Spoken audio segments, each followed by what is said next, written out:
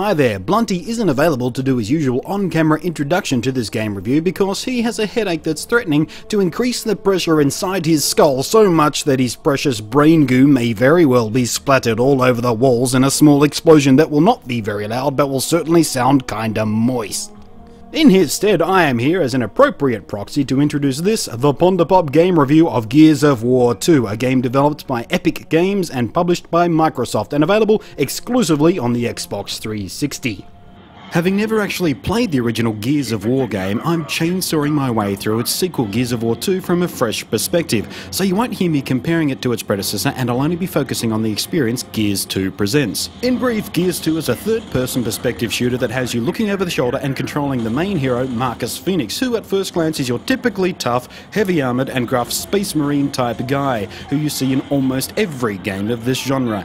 Your job is to wander around, sometimes alone, sometimes with a computer-controlled partner or squad, and brutally murder as many big, ugly beast/monster/genetic experiments/alien things as you can, because they currently threaten humanity for some reason. Again, nothing new in this genre. My initial expectations of this game weren't high, to be honest.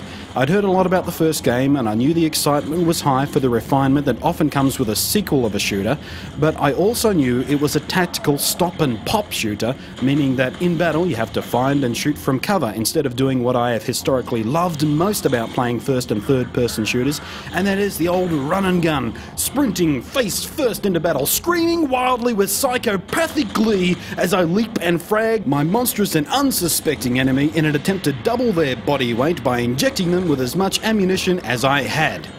In Gears of War 2, that kind of running and gunning attitude is far more fatal than in most other shooters, and this is a lesson I learned quickly. So, being forced to change my playstyle merely to survive is something I was initially resentful of. However, after about 20 minutes or so, I got used to playing the game how it wanted me to play it. I started to instinctively look for useful cover and think a bit more tactically about how to best ventilate my enemies with express-delivered ammunition. And quite suddenly, I was enjoying the experience far more than I had expected to.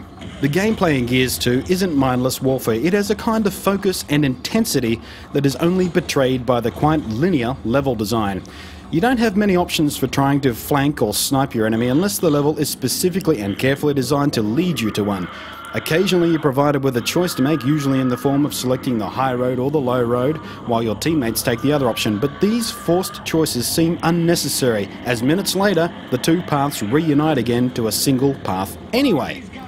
Almost every level is designed so your only option is to run from one piece of cover to the next one down the singular path, and it feels a bit restrictive and a little claustrophobic.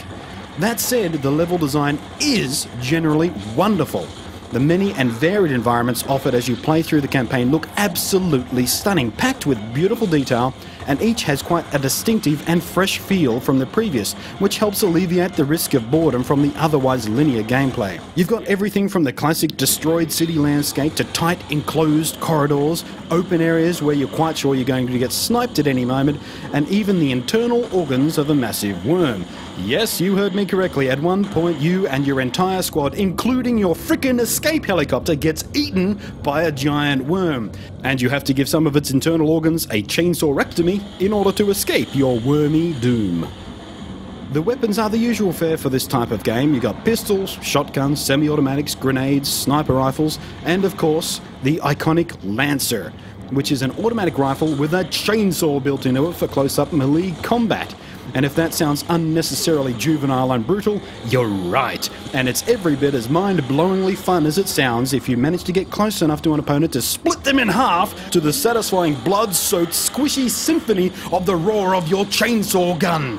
The Lancer is also used to remove other inanimate objects in your way too. But once again, this is all linear and part of your pre-planned, preset path, and taking the chainsaw to other objects disappointingly doesn't do much of anything. Another fun choice for dispatching the enemy is to fatally wound your opponent, run right up to the broken, bloody, fleshy sack that was once their functioning biology as they attempt to crawl to medical assistance, and then play a quick game of I bet I can punch you in the back of the head from the inside until they stop twitching. The story isn't very inspired or even very revealing, and it's filled with cliches and stereotypical plot, but it's decently written and the voice acting is well done, even if the lines they're given to speak are hilarious in sometimes unintentional ways. There is humour written into the dialogue and it usually works, giving me a decent chuckle every now and again, but at other times I just had to cringe at the awful stereotyping and uninspired tacked-on drivel, like the typical rookie on his first frontline mission who you have to babysit, who inexplicably went through boot camp without learning at all how not to do simple things like not drop your gun like some sort of brain-damaged orangutan with amputated thumbs. Or your teammate Dom, constantly whining about trying to find his wife or girlfriend or possibly a hooker who owes him some money. I don't know, because hey, who plays a game like this for a well-crafted plot, originally written characters and insightful storytelling? Nobody, that's who. We're all here to fire off the net worth of a small nation in ammunition, take the most awesome gun ever imagined and chainsaw some ugly monsters into small, wet chunks of kitten food. Overall, the gameplay feels very well polished, the controls are great, the graphics are great, the audio is lovely, and genuinely interesting selection of varied environments. The whole experience feels nicely fine-tuned, and if you can ignore the clumsy plot, you're in for one hell of a game experience. I'd hazard a guess that this game, like most of gaming history's truly great shooters, will have a long life as a multiplayer game, of which it has several variations and includes something annoyingly lacking from many other shooters, and that's the inclusion of bots to fill out the roster if you don't have quite enough players, or just wish to play as a team against the computer, or even if you're completely friendless and wish to play the multiplayer modes all on your lonesome. Gears of War 2 isn't groundbreaking, but it takes off what you already love, knocks off some but not all of the rough edges, and gives it some pleasant refinement. And if you've enjoyed any shooters in the past, it's probably a safe bet you're going to enjoy this one too. On the scale of skip, rent or buy, Gears of War gets a buy from me. I'm coughing up blood that ain't mine. Control! Delta here. We just,